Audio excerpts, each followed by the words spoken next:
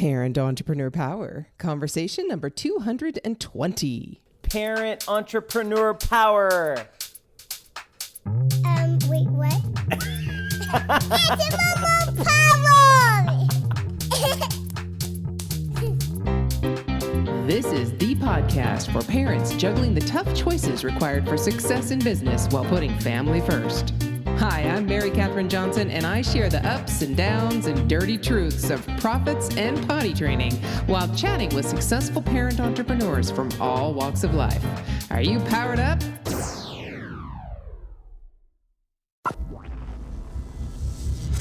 Hello there, Power Parents. Welcome to Conversation 220 of the Parent Entrepreneur Power podcast.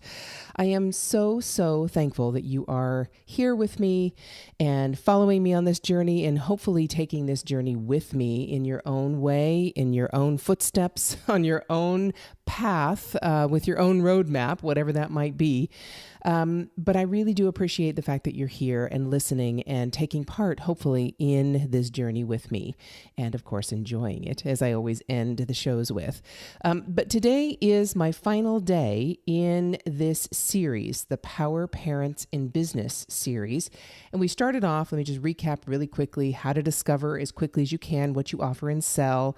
Then we went into how to iterate continually, so that you have your core product and it's selling consistently. Then we talked about increasing your profit by mastering your productivity, building success by establishing and adjusting your morning routine, very, very important, how to hire a mentor and when you need one and what you might need, reevaluating your pricing and your ideal client, how to know when you need a new team member, when should you attend conferences. You know, I was told the other day by Steve Chu of Steve Chu of My Wife Quit Her Job. And I was on his podcast. It was an amazing podcast. And that's the last thing he said to me because we finally connected again at a conference. He said, I hope you go to more conferences. And yes, I will. And I hope you do too. All right. So that was number 8. Number 9 was stay excited. How do you stay excited and focused about your mission? And today is to me, most important step in this entire process. If you don't have this one, you will not be successful. What is that? Never, ever give up. That's it. Pretty simple. But how do I break that down? So bear with me because I'm going to get into, these are a couple of the questions that I'm going to answer, at least from my perspective. How long should you keep trying before you give up and move on? Okay, we're going to talk about that. Also, how do you measure success? Is it just making money? Is it making profit? Is it growth and scaling? I mean, how do you measure success? I'm going to talk about that. I'm also going to talk about why you don't just quit this roller coaster ride and just get a job. And I've heard that question many times from my amazingly wonderful hubby. We'll talk about that. And what about the possibility of getting a job? Because there are jobs out there that are much more entrepreneurial based. So I'll talk about that. And then obviously just talking about the whole topic of this episode, which is just don't give up. Just don't ever stop trying. And I'm not talking death of a salesman, never giving up. Okay. If you don't know that amazing play, Death of a Salesman, Dustin Hoffman just comes immediately to my mind because he played an amazing role in that. Definitely look it up. Definitely watch that play, Death of a Salesman. I'm not talking about that. Okay. Definitely not talking about that kind of never giving up. I'm talking about iterating, changing, adapting, figuring things out. I'm talking about that kind of giving up without having to follow every single squirrel. All right. So let me just start with that. Let me start with that first question. How long should you keep trying before you finally just give up and move on? All right. So a couple of different things. I am definitely the master squirrel chaser, but not really catching a squirrel until just recently. Okay. But I was a master squirrel chaser. All right. I would chase that squirrel. I love learning. Absolutely love it. Absolutely am fired up by learning something new. So for me, it's really dangerous, this online world, right? If you're anything like me, you know what I'm talking about. It's dangerous because there's all kinds of new things happening and new things coming up, and it's just so cool. And that's really the best way I can describe it. It's cool. Okay. If you're just chasing something for the sake of it being cool, then you need to stop. But anyway, I get it. All right.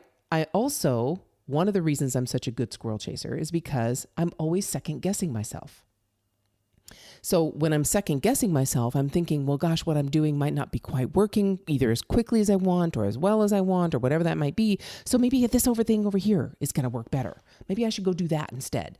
All right. So those two things are really, they make it very difficult to create success in business. At the same time, they help you tremendously in creating success in business. It's finding that point between the two and really trusting yourself as to when you know, yes, this is the thing I need to do, instead of just chasing squirrels for the sake of learning something new. All right. So what do I mean by that? How can you determine how long you should keep trying on something before you give up and move on?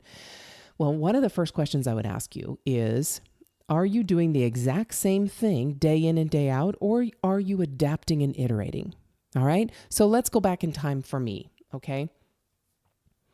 When I first started Mommy Loves, that's different, because Mommy Loves, I adapted, I iterated. I think I had my first foray into entrepreneurship was amazing. My only mistake was not hiring and growing. However, that became a benefit when we had the wonderful recession of 2008.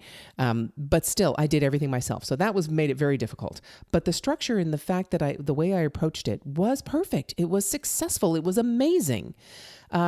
So what I did was I didn't just do the same thing and just say, here's my thing. Here's what I'm going to do. If it doesn't work, I'm leaving and giving up. Okay. I did that later. Okay. So let's go from 2010 and later. It was actually around 2011 or 12 when I finally just, gave up on Mommy Loves and embraced the next thing. So let's talk about that next thing. What I did was, let's say, Parent Entrepreneur Power, this exact podcast, and coaching and consulting with parents trying to build their businesses. I followed all the gurus and all the people that were saying, just put up an online course and people will come, and just do a weekly series, and the people who opt into that, then, get them into your list and try and sell them a course or sell them a product or things like that. That was that phase that we were in right at the beginning of it. And I jumped on it. And so I was a parent entrepreneur. I had this podcast. I offered coaching and consulting to other parents building businesses. And when I tried to put up, say, a course or a membership or things like that, if it didn't work the first time, okay, so let's say I did a webinar, all right, or I did some type of a lead magnet to get people in to try and buy my membership or my course. If it didn't work that first time, instead of iterating and adapting, I abandoned. I was like, oh, this isn't working. Nope, it's done. Let's go move on to the next thing. That's what I'm talking about. Are you just doing the same thing and either beating a dead horse, meaning, which is an awful analogy. I'm sorry. I used to ride horses. That's an awful thing to say. But anyway, instead of just keep doing the same thing that's not working, let's put it that way, and just expecting it to somehow work. Or the opposite of that is just quitting after the first time it doesn't work. There's something in the middle. All right. I have a client, we recently did, I have a webinar chatbot that is working really well for people and for my clients. And so one of my clients, she did this formula that I've got filled out and completed, and it was working great. People were responding. Everything was wonderful. People were going to her webinar. So we had a really good turnout for her webinar. At least half of the people that were at her webinar came from her bot, came from Messenger, not just from email. The other half came from email. And great turnout on the webinar, but no one purchased. Okay. So she's not giving up and going, oh, sorry, Mary, didn't work. I've had clients who did exactly that. Oh, didn't work, and just stopped. All right. Went on to something else. She's not doing that.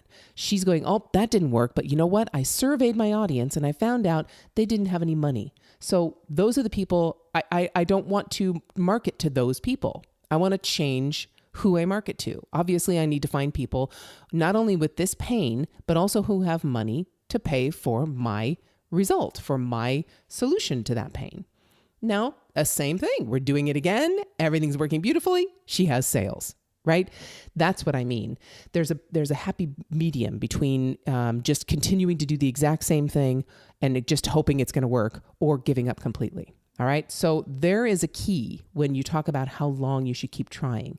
Are you iterating? And when I say iterating, if you're not making money, keep making little changes, not huge changes. So that client I was talking about, she didn't change the webinar. She didn't change the lead magnets and those kinds of things. That was not what she needed to change because that was working.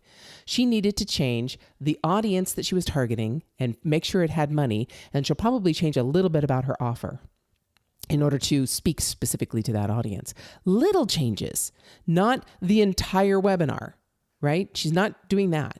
Little changes, trying one thing so that we can quantify whether it's working or not, because we already have who showed up from the last one.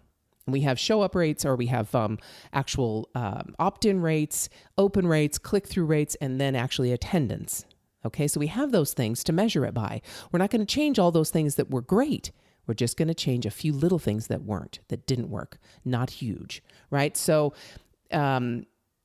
what I did was giving up on the whole thing and trying something totally new, all right, if it didn't work on my first attempt.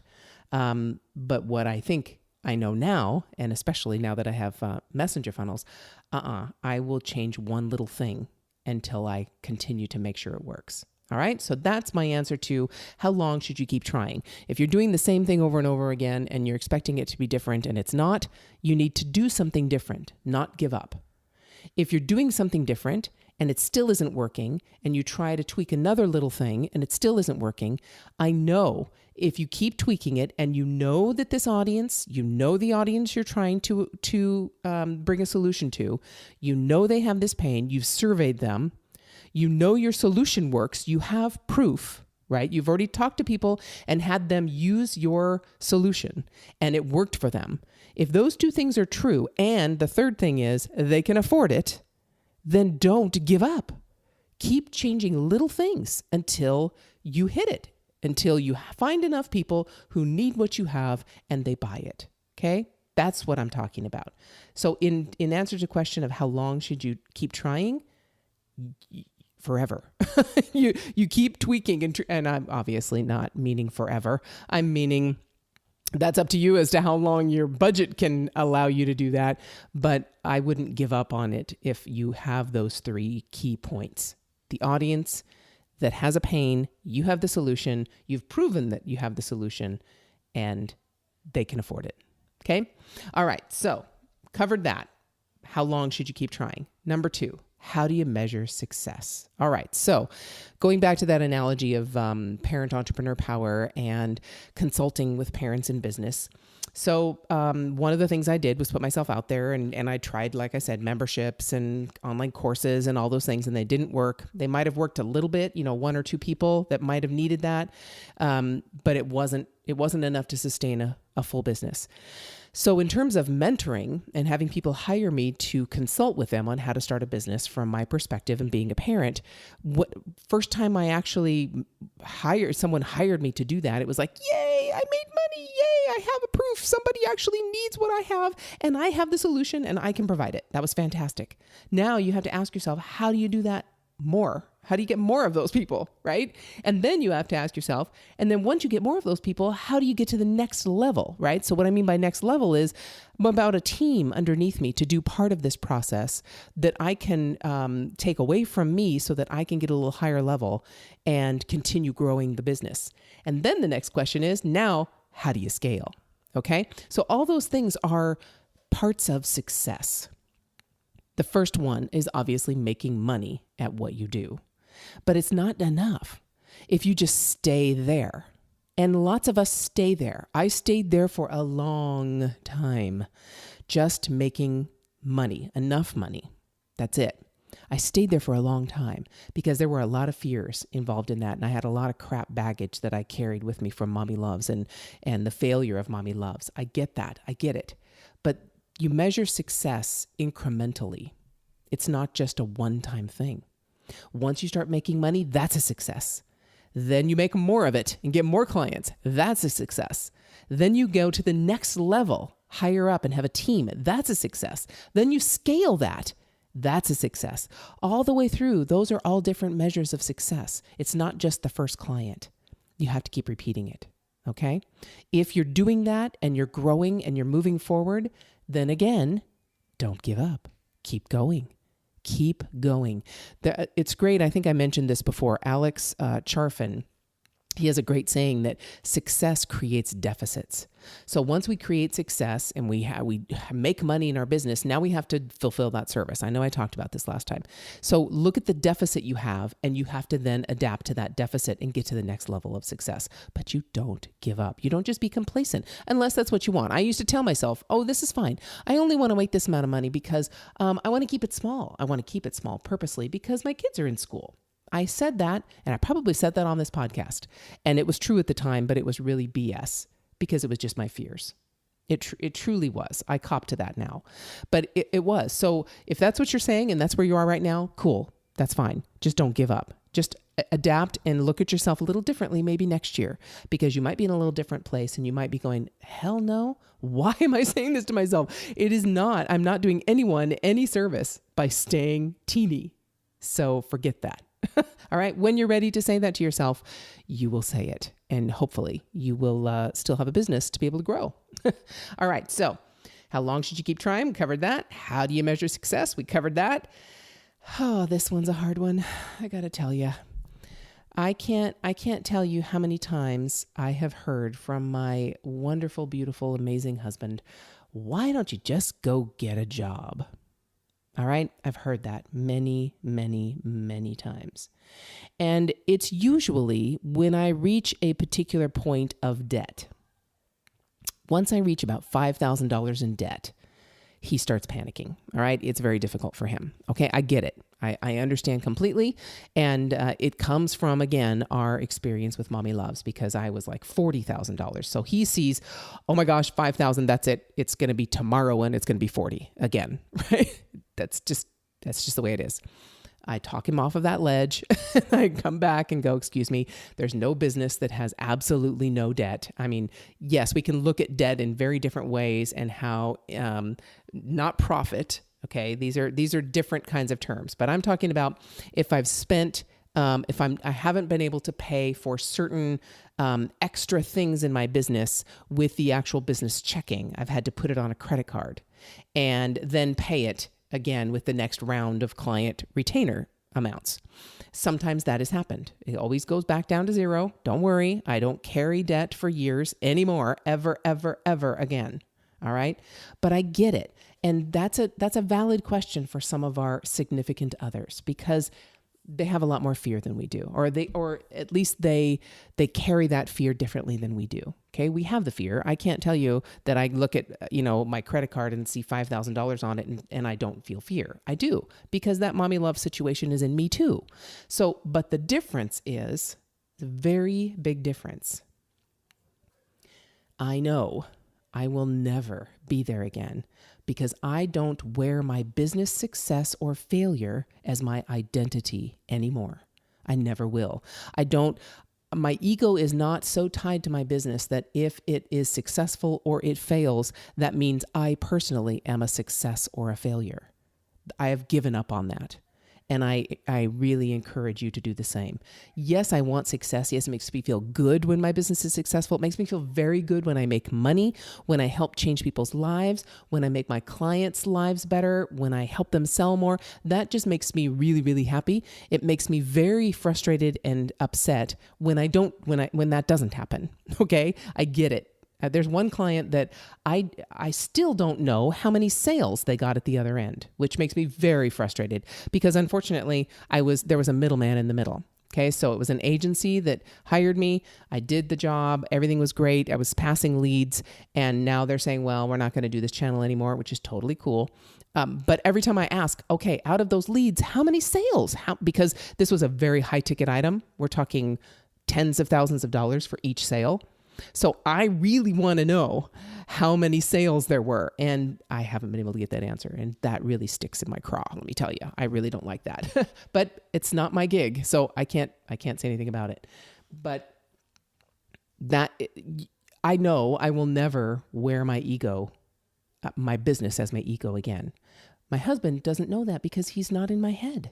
So he has a very different perspective. And on the outside, without any control, I get it. It's very difficult. So here's what I have to say to you about that. If you are in that situation, and when you ask yourself, why can't you just go get a job? Or when someone else asks you, why don't you just go get a job? It could be a parent, could be a neighbor, could be a brother, could be a significant other, could be a child, could be a parent, okay? You have your own threshold. You have your own threshold as the one carrying this burden. You need to determine what that threshold is. And when I say threshold, I can either mean debt, I can mean time spent, I can mean energy put in, love, blood, sweat, and tears. I mean, whatever that is, you determine what that threshold is. And when you determine it, don't cross it. When you put that line in the sand, don't cross it. And that will be your determining factor. And if you move that line and you keep moving that line, that's your deal. But you have to determine your own threshold, okay? And just don't cross it. All right. And there are other ways, even when we talk about being an entrepreneur, we have this entrepreneurial spirit, we have the drive and the dedication, the intuition, the flexibility, the creativity, all those things that entrepreneurs have. Even if you have all of those things and are an amazing entrepreneur, you can get a job with an entrepreneurial organization. And I have to address this because a dear friend of mine, Andrew Demeter, great kid. And I say kid lovingly because he's the one that started calling me Chatbot Mom. So he is the one I call Chatbot Son. And he had his own agency, less than a year ago, doing amazingly, working with amazing clients like Prince E. And I really don't know how to say his name except that. He's a very, very popular video superstar, if you will, Prince EA. I'm sure you know who he is. He's all over Facebook, all over YouTube. Great organizations that he supports, talks about really important subjects. And Andrew created his bot. Amazing. Great talent. Andrew did a great job. Obviously has a wonderful talent for finding great clients as that. Now Andrew, is working for another amazing entrepreneurial agency called ChatFuel, a wonderful chatbot company, and use them regularly for my clients as well. And he's an entrepreneur, Andrew is, but he's working for ChatFuel as an employee. That's okay, because this organization is entrepreneurial and it allows him to be entrepreneurial inside of the organization because they value that initiative, that drive, that flexibility, and that work ethic. So if you work for an organization like that, I don't see it as quitting. I don't see it as giving up. I see it as taking that entrepreneurial spirit, those skills, and bringing it into an organization that values them. All right. So if that's you and that's the kind of job you're getting, more power to you. It does not mean you will never create your own gig. It does not mean you will always stay working for that company. We know, right? We know by now that doesn't happen anymore. Very, very, very few times is it that someone works for a company more than, say, even 10 years. Let alone, we won't talk about marriage, but that's a different subject.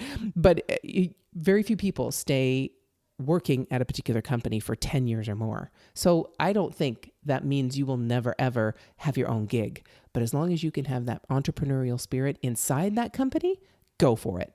All right? That's not giving up to me. Okay? So the last thing I want to talk about is that exact subject. All the things I just covered, right? How long should you keep going before you just give up? How do you measure success? What are the different things and steps you should go through? Why can't you just get a job? If you hear that from your significant other, I get it. And even if you still consider yourself an entrepreneur and you do go get a job within an entrepreneurial organization, go for it. I don't consider that giving up at all. But really, the point of this is if you are an entrepreneur, you will never, never, ever give up. You might just take a side trip off this rocky road sometimes, right? It is a rocky road. It is a roller coaster. There are days when you're high and you've made money and you've changed someone's life and you've gotten a review somewhere that said you were amazing, all right? Those days are amazing. There might be days like that. And then the next day might be a day when a client is really totally ticked off at something you did or didn't do, or something about what you did didn't work and they're blaming you, or they're looking at you for solutions and you're scared. All those feelings are valid feelings. We all have them. Believe me, I'm right there with you. Anytime you have those feelings and you think, that's it, I can't do this anymore, call me, okay? Call me. Send me a message, because I get it. I totally get it. And every other person listening to my voice who's been there and the next day they're back up on cloud nine, they get it too, all right? But sometimes this road is rocky. Sometimes you have to take little side trips off of it, and that's perfectly okay. You just need to keep moving forward. Move forward one baby step at a time. Never, ever, ever give up. This whole squirrel chasing thing, like I said, I am a master squirrel chaser. And it wasn't until, I chased them all, right? We've got podcasting. I'm still doing that. And I talked to someone the other day in an interview and said, I almost gave this up. And I'll be honest with you. I've thought several times, because I'm very busy with messenger funnels, of just giving up on this podcast. I just can't do it. I just can't do it. I love it too much. The people I've met, the people I continue to meet, the things I get to be able to talk about, and the people whose lives, when they talk to me about hearing something on one of these episodes from an interview that they've heard, I just can't give that up. And so I hope you appreciate that, because I do. I really, really love this medium. But with that comes all the other things. So what else have I tried? I've tried using lead pages to set up a landing page and sell a course. I've used New Kajabi. I've used Teachable. Let's see, what else have I used? WordPress, some of the course software on WordPress, membership softwares on WordPress. I've chased lots of different squirrels, down lots of different holes, and up lots of different trees. And none of them, either I have not done all the things I've just outlined for you to any of those squirrels, or they weren't the right ones. I don't know. I need some distance in order to determine that. But the one that finally stuck, the one I finally caught and figured out how to nurture and grow, was Messenger chatbots.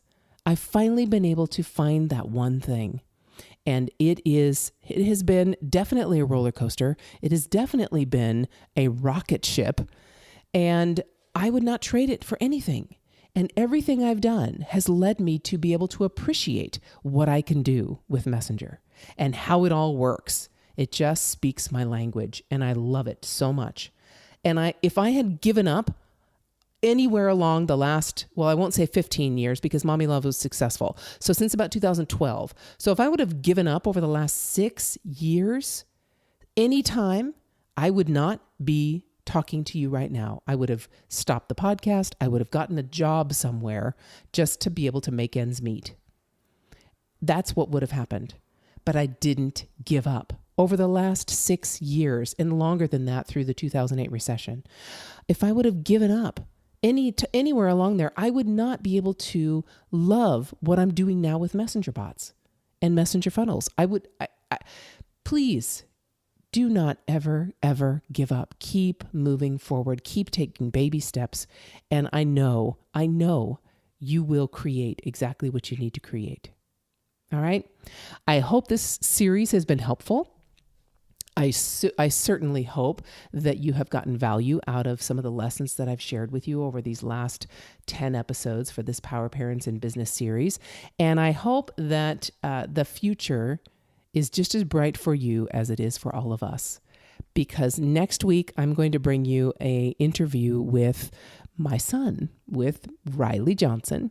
He's going to share with you some of his ideas and his, we did a Facebook Live, I don't remember how many weeks ago together, and got a great response from people in my, that were connected to me on Facebook. And we then went and did a podcast episode together where I asked him some questions and he asked me some questions. And we just had some really good insights into what your children might be going through either now or in the future with you being an entrepreneur. So I encourage you to listen to that next week. I will also be publishing a podcast episode with my other son, Evan Johnson, very soon as well after that. And I just so hope you find value in their perspective now, so many years later after their mom has been an entrepreneur for pretty much almost all their lives, and what they look at in their own futures because of it. Because this is your legacy. As a parent in business, you are influencing your children. You are influencing people around you who look at you like you're kind of crazy when you show up for, volunteering in the school. Why don't you have a job like everyone else? How could you be here in the middle of the day volunteering in your kid's class or taking your kid out to lunch or something like that? How could you do that? And why aren't you like everyone else? So when people look at you that way, realize what legacy you're giving your children by never giving up.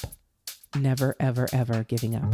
I so hope you enjoy this amazing journey.